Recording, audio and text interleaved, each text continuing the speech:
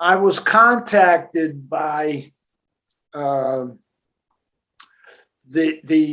band in Germany. There was a lead trumpet player, Rick Kiefer, who was on Maynard's band when I was there, and he was playing lead at the radio band in Cologne, Germany. And so they were looking for a drummer.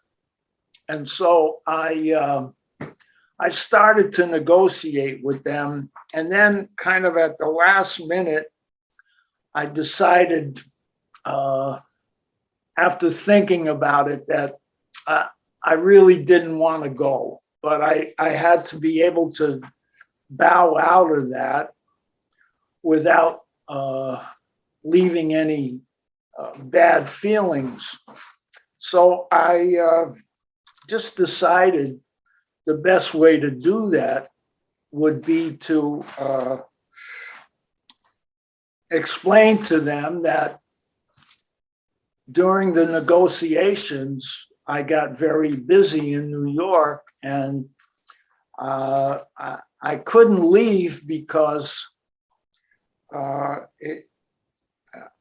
was making progress in the recording industry. And so I decided to give them a number that was out of reach. So I told them, well, I'm really busy, and the only way I could come is if you give me, and I picked a number that I'm sure they would renege on. And I pulled this huge number out of my brain, and they said, good, when can you come? So at that point in time, I couldn't say I couldn't go. So I did go, and I had a contract, and I only had a contract for 1 year because I wanted to see what would happen. And of course, while I was there, I contacted several of the people that I worked with in New York, Ben Webster and various other people, Art Farmer.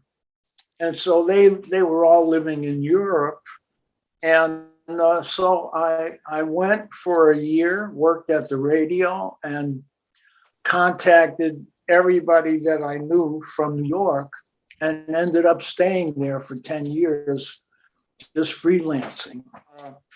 There were several people, as I said, that were living in Europe that I knew in New York and worked with in New York.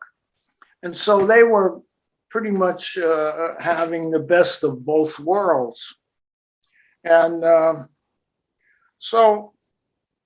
for me, it turned out to be really good because I was able to continue to freelance, and I lived in Cologne, which is kind of in the center of Europe. So I could go north, even to Finland, and people would pay for it. And I could go south as far as Switzerland and beyond, and they would pay to get me there.